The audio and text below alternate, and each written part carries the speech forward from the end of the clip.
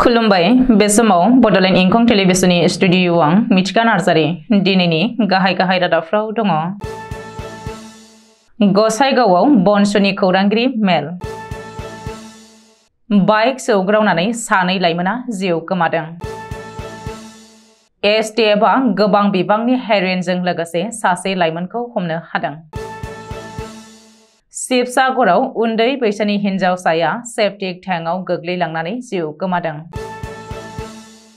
रुनिखाथा गोजौसिन फरायसालियाव उफ्रा थाखो खथा लुफुंनो अन्थाइ खाम्फा बेखेवदों इएम रन्जित बसुमतारिया। अम्बिकागिरि हाज'वारिनि रावस्लायनाय शान्तनु फोलेरनि फिसाज्ला बिजाबा साहित्य अकादेमि बान्थानि थाखाय सायख'जाबाय। बिटिआर गेलेमु आरो लाइमोन जौगा बिफाननि थिसनथायाव बेले-बेजेनि अजद। दानिया फैदोनि आबुं रादाबाव।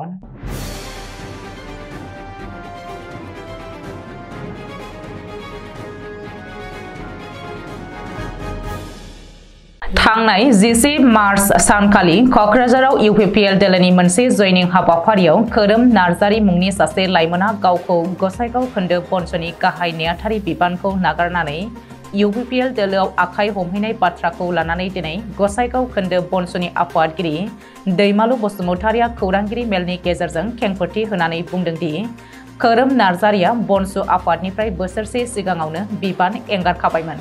बे समाव बनस'नि सोद्रोमाबो नंलामोन, बेनिखायनो खोरोम बिथाङा गसाइगाव खोन्दो बनस'नि गाहाय नेहाथारि बुंना लानानै इउपिपिएल दोलोआव जयनिं जाहैनाया जोबोद लाजिथावना जादों होननानै फोरमायदों। खोरोम नार्जारीया जेखि दोलोआव आखाइ हमहैया मानो बेखौ बनस'आ बुंनांगौ जेबो गैया, नाथाय बनस'नि मुंखौ लानानै मुं सुनायनिफ्राय गोजानाव थानांगौ होननानै खौरांगिरि मेलनि गेजेरजों रोखा खेंफोरथि होदों गसाइगाव खोन्दो बनस'नि आफादगिरि दैमालु बसुमतारिया। शिबसागर जिल्लानि नामती ओनसोलाव समबार मोनानि समाव गंसे मटर साइकेला लामा सेराव थानाय बिफाङाव सौग्राव फैनायनि जाहोनाव सानै लाइमोना जायगायावनो जिउ गोमादों। सुलुङाव फोरमायथिनाय बायदिब्ला बिसोर सानैबो AS01AF 9429 मटर साइकेल नाम्बाराव गाखोनानै नामतीनिफ्राय दिउपासिम थांबाय थानाय समावनो गोख्रैथिखौ सामलायनो हायैलाय लामा सेराव थानाय गिदिर बिफाङाव सौग्रावहैयो आरो सानैबो जायगायावनो जिउ गोमायो होननानै मिथिनो मोननाय जादों। बे खौरांखौ सुजुनाय समहालागै थैनाय सानैबो सुबुंखौ सासेखौ मेजेंगा केटिबारि आरो गुबुन सासेखौ बरतलानि होननानै मिथिनो हादों। बे जाथायनि उनाव सानैनिबो गोथै सह'खौ पस्ट मर्टेम खालामनो शिबसागर सिभिल हस्पिटालाव दैथायहरनाय जाबाय होननानै मिथिनो हादों। गुवाहाटीआव एसटिएफआ समबारखालि अपारेशन खालामनायनि गेजेरजों गोबां बिबांनि हेर'इनजों लोगोसे सासे लाइमोनखौ हमनो हादों। सुलुङाव फोरमायथिनाय बायदिब्ला बे अपारेशनखौ गुवाहाटीनि बिरुबारी ओनसोलनि शान्ति नगराव थानाय आब्दुल लातिफनि 14 नं न'आव खालामनाय जादोंमोन आरो बे अपारेशनाव 25 बोसोर बैसोनि महम्मद बाबुल आलीखौ हमनो हादों, लोगोसे 185 ग्रामनि 137 था फिसा बथलनि हेर'इनखौबो जब्द खालामनो हादों। बेनि अनगायैबो 2530 थासो फिसा खालि बथल, गंब्रै मबाइल फन, नोगोद 127 रां आरो गंसे फिसा डिजिटेल लिरथाय सुग्रा आगजुबो जब्द खालामनो हादों। मख'नो गोनांदि बाबुल आलीया दासान्दि सयगावआव थायोमोन होननानै मिथिनो हादों आरो बे जाथायखौ नायबिजिरनो थाखाय थिरांथा लाबाय होननानै पुलिसनि सुलुङाव फोरमायदों। शिबसागर जिल्लानि दैमु ओनसोलाव दिनै सासे 5 बोसोरनि उन्दै हिन्जावसाया हरखाबै सेप्टिक टेंकआव गोग्लैलांनानै जिउ गोमादों। थैनाय हिन्जावसाखौ सेलिसिका गगৈ होननानै सिनायथि होदों। सुलुङाव फोरमायथिनाय बायदिब्ला उन्दै हिन्जावसाया फुं समनिफ्रायनो गोमानानै थानायखौ मिथिनानै न'खरनि मानसिफोरा नागिरदोंमोनब्लाबो गोबाव सम नाजानानै जोबथारनायाव हिन्जावसाया गथ'खौ सेप्टिक टेंकआव लोर-सोर गैयै हालोदाव बोखांनो हादों होननानै मिथिनो मोननाय जादों। सेप्टिक टेंकनि साखाथि-फाखाथि गेलेनायावनो हरखाबै माब्रैबा गोग्लैलांदों होननानै न'खरनि मानसिफोरा सन्देह खालामदों। बे जाथायनि उनाव हिन्जावसाखौ फाहामथाय होनो साखाथिनि फाहामसालियाव लांनाय जादोंमोनब्लाबो लामा ससेयावनो जिउ गोमादों होननानै मिथिनो हादों।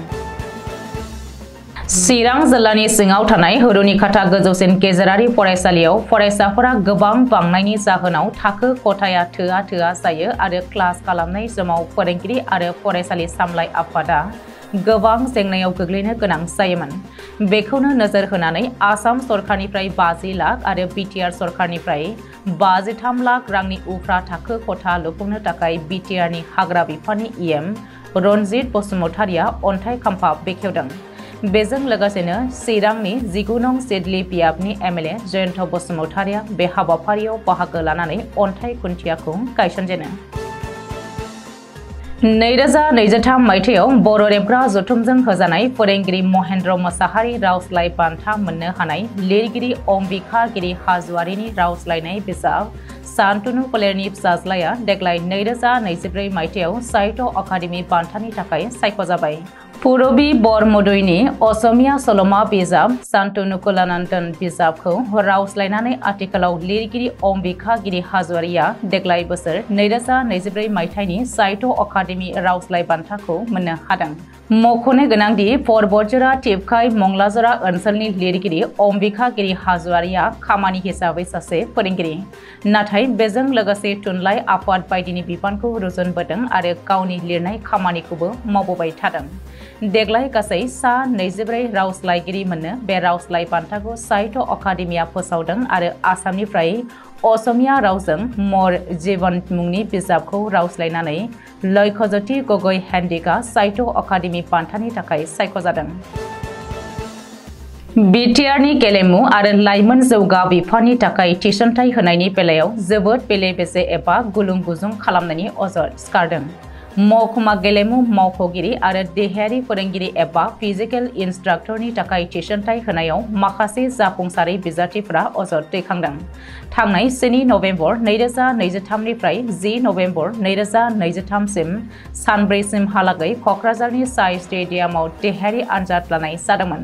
नाथाय थिसनथाइनि बेलायाव जोबोरैनो बेले-बेजे सोमजिनायखौ नुनो मोन्दों आरो बेनिखायनो गोदानै थिसनथाइनि इन्टारभिउ लाफिननांगौ होननानै दाबि दैखांदों। दिनैनि रादाबा एसेनोसै। गोजोन्थों।